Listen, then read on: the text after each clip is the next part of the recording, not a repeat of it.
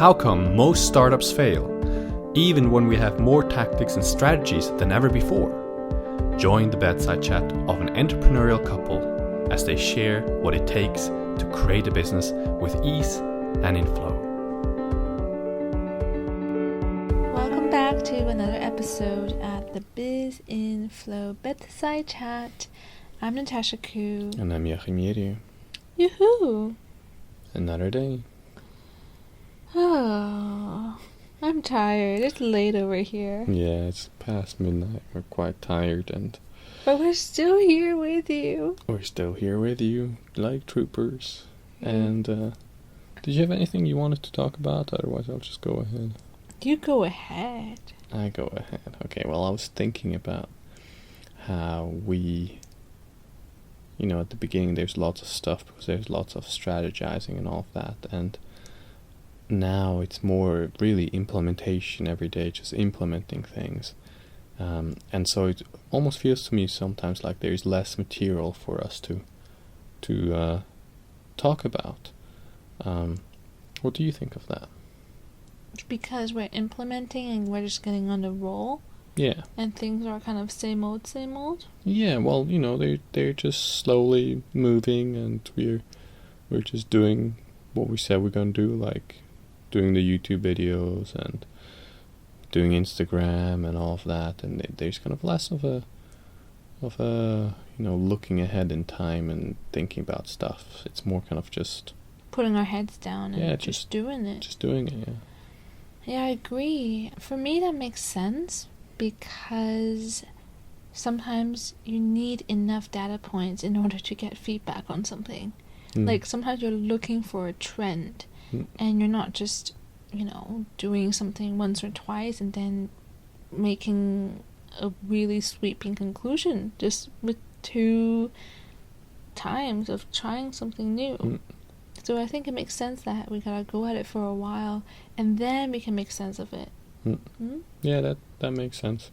I was just wondering for our podcast, what can we do that is of value to our listeners in the times of where we're just implementing every day. Did you have any thoughts about that? Well, my thought is, of course, that you, not Jachym, but you listening, can write us over on our website at bizinflow.com and just share with us what you would like to hear more about. Maybe even just anything that you might be struggling with at the moment, and we'd be more than happy to cover topics that are of interest to you. I like that. And what I thought is, we have discussed this before, I don't think on the podcast, but we can discuss it now on the podcast, that we can reach out to people who we like and who we think can contribute something useful to your life, the listener, and of course to ours, and interview them. Like entrepreneurs who have been longer in the game and who kind of go in a similar kind of direction that we're pulling in, and once a week or whatever, maybe probably once a week, we kind of do a more in-depth podcast where it's like an hour where we interview an expert on something. Yeah, that sounds like a really great thing to do. And I can even imagine that if we have guests who have different expertise, especially, for example, in different strategies and tactics, how they view mindset, like how they view their inner work to actually impact like their business. Yeah. Or how they see what we do to be valuable for their clients. I mean, not so that we get their clients, but just to see different schools of thought, people who are teaching the strategies and tactics, and how they see, what we bring and what they bring to mix together. Like, is it like oil and water, or does it actually work well together and it's a good thing to have? Yeah, I just want to bring it up because this podcast is about documenting our journey, and so one of the things, the challenge that we face is the implementation thing, and the having basically then maybe less interesting content. So there's a solution to that, like doing the interviews. And I just thought that can be interesting for people, because when they go onto the journey, they can find similar kind of challenges. Yeah, you know what I thought would be even more interesting? What? I mean, sure, like, I think the general best practice, I don't even want to call it best practice, but a common practice within the podcasting world is to interview people who are, like, experts and, like, even, like, better than us. Like, let's get people who are even better than us. Now, that's one way to go about it. But since you said that we are really here to document the journey, I thought it'd be extra interesting to document, for example, I don't want to say clients, that could come later, but, like, yes, potentially our clients, people we work with. It could also be our freelancers. For example, for Feminine Space, I have a virtual assistant who does transcription and work like that for me. And it's just amazing the impact that you can actually have on someone. Like, for me, I don't really like to do transcription, and that's one of the reasons why I have outsourced that. But it really came to me almost as a surprise just how much I was positively impacting her life and pretty much pushing her without doing anything actively, just by allowing her to consume my content and then transcribe it all to have this really positive influence on her life. And I didn't realize that having a freelancer, like, really, really far away on the other side of the globe would be this powerful. I didn't think that was even possible. So I thought, wow, wouldn't it be interesting? I mean, if, you know, over time, when we have, say, employees or freelancers, or even when we were working with the marketing expert that we were working with the other day, if we get them onto the show to kind of share, I love it. What is it? How do they feel working with someone like us who's just starting out? How does it feel for a freelancer to work in a startup? Like, how does it feel for someone to work in an environment that's very heart-based, that's very human, right? That is looking to help them grow. And are we, from their point of view, and this is really not to put them on the spot or to make them answer in the perfect way possible so that we are seen in the best light, but, like, what is their experience of our business in flow? Is it really in flow? And if they're a part of it, since, you know, we're hiring someone, where we have a freelancer, where maybe we have our clients, do they actually experience that? I thought that'd be a really special take on it. It's really different than the whole expert thing and interviewing them. And yeah, that's very true. I like it. And guys, just to clarify, you know, I didn't discuss this with Natasha before. Like, I literally just surprised her by... You didn't surprise me, dude. No, I just... No, but you dropped the bomb on me, yeah. Yeah, I just... because I thought it would be really cool to kind of document on this podcast right now, how are we dealing with this, so, because we want to make it interesting to you. And there's another thing that I kind of looked, or came to me, is like, you have the... you do the podcast, and, you know, we put it up and release it.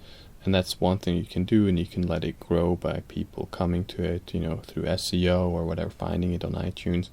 But then there's also the part of promoting it, and that's a whole other game where you have to find listeners, because, you know, you suggested, people write us and they ask us the questions, and that can definitely happen.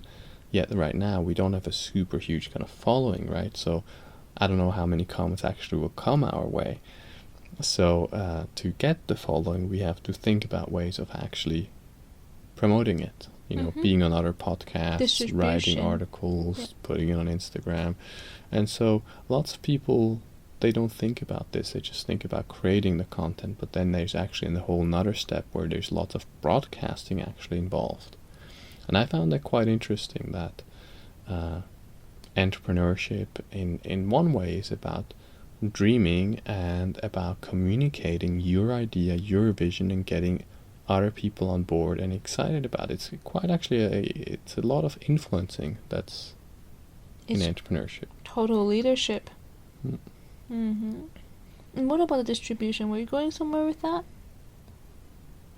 With it, spreading the content and distribution? Well, just, you know, I was just thinking, we've been focused very much on producing content, I think maybe now it's come the time that we have to think a bit more. We have thought about it a bit, but we have to think maybe a bit more about how we can distribute it more. Yeah, that's absolutely true. Because if you're going to put into work to create something, you may as well, like, it's about impact. And we listened to that video by Dan Locke again, and he was talking about leverage, right? So why not make sure that we have leverage to the content that is actually here? Yeah. And, we have created kind of content now. We have started to put things out. So people who search for us, they start to get a sense of what we're about. And so I think now is the time where we can think about, or maybe next week, where we can start focusing on how can we distribute, are we going to reach out to other podcasters and go into their podcasts? Maybe write more of the articles, because that was one thing we said, we want to write 3 articles, and that's kind of gone down this week. It's not been really on our radar. So, picking that back up and just really focusing on that. Yeah. I'm finding it hard to focus right now. It's so late. Yeah, I can see her eyes are like, I'm almost about to close. She's about to fall asleep on the podcast. I'm doing so well, though. Yeah, you are a trooper for hanging in there with me. You see, I'm trying to fill in for her, because she's usually one who talks a lot more on the podcast. Oh, which is actually another point that is interesting, that kind of became clear over the last few days, is how we think very differently. We mentioned it before, but how basically I am much more to the point and just say it. Basically, if there's a punchline, just say the punchline. No, that's wrong. You can't do that. And exactly, when she's much more about preparing the people and getting where they're at and leading them along the way. You lovingly call them goldfish. Oh! How dare you say that? How dare I say that? But we can all be goldfish. I definitely can be a goldfish. No, what I mean is that when someone is new to a school of thought, or a new way of thinking, or even new perspective, or just new ideas, it doesn't help to just, hone down on exactly the essence or exact truth that you're trying to get across. Sometimes you need to get a bridge where the people are at with whatever it is that you're introducing. So and so I'm quite good with that when it comes to coaching in person, but when it comes to writing stuff, for whatever reason, that goes completely out of the window, and I just get to the point, because I'm trying to be as valuable as possible in a short amount of time, because I know your time is valuable, and it doesn't work. So you're pretty much like a teacher. You say, this is the way.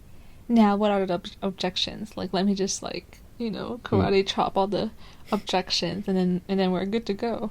But what I want to add to that is that, yes, we're extremely different, and in some ways extremely complementary, because my weaknesses seem to be your strengths, and what you are just terrible at, I can completely do well, or much better than you.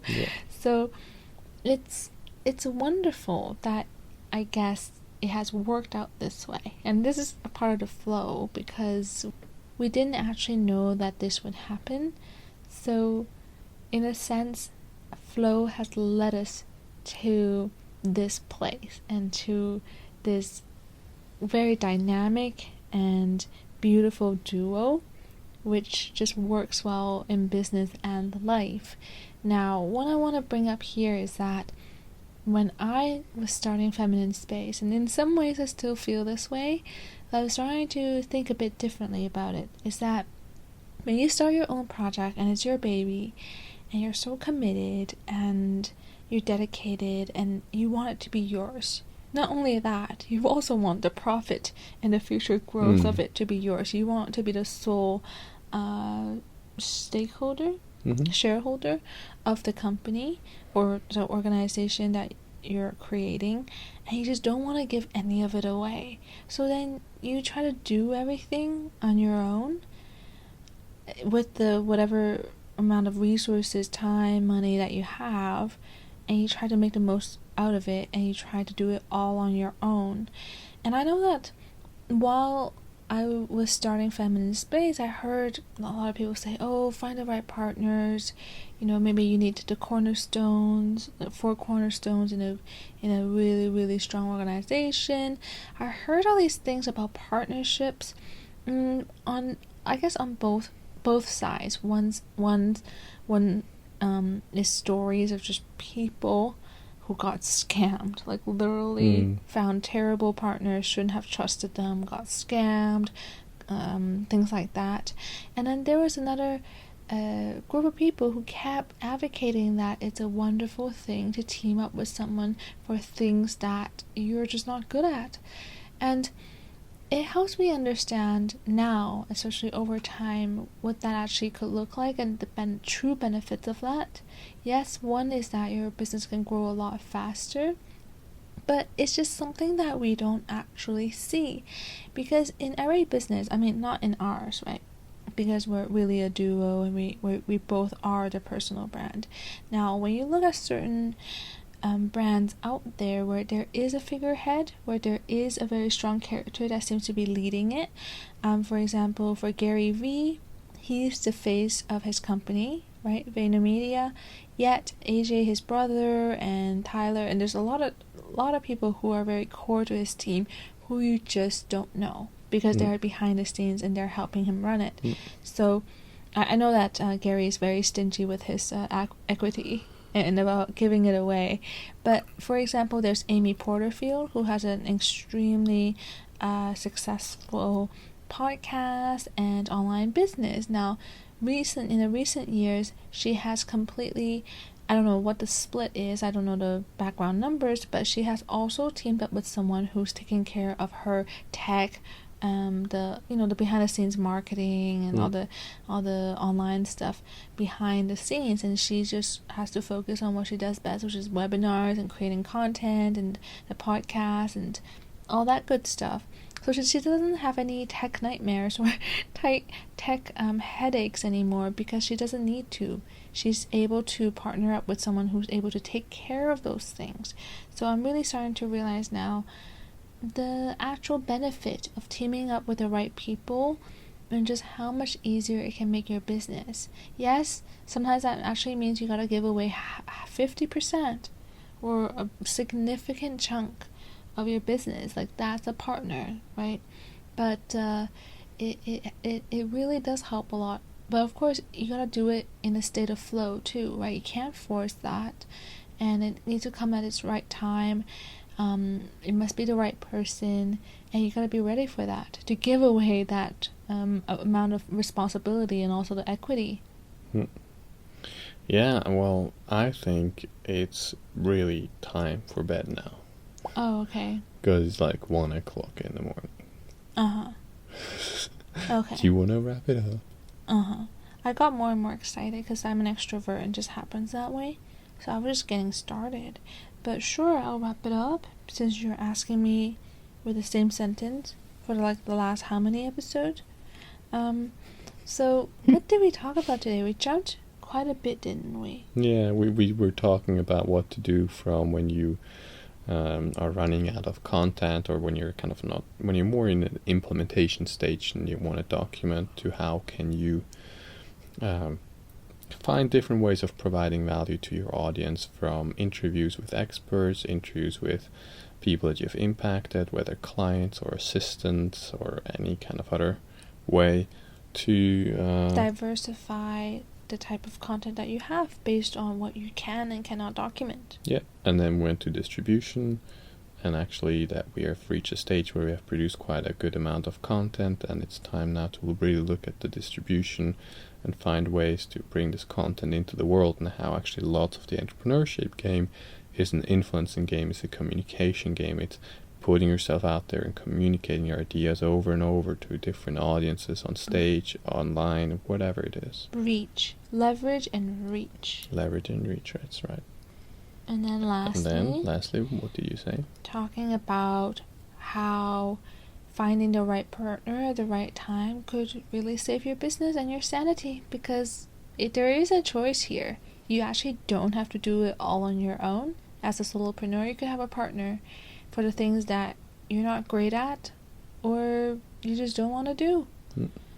Well, now, did you actually notice that I was able to summarize for the first time in our podcast history most of what we talked about? Wow. Aren't you talented? Yeah, I'm extremely proud of myself right now. Wow, you deserve an applause. Or maybe 5 stars on the review. No, yeah.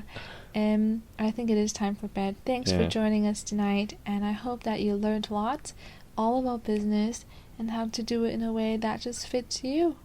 Good night. Have a wonderful evening, and we're gonna sleep straight away now. Bye-bye. Good night.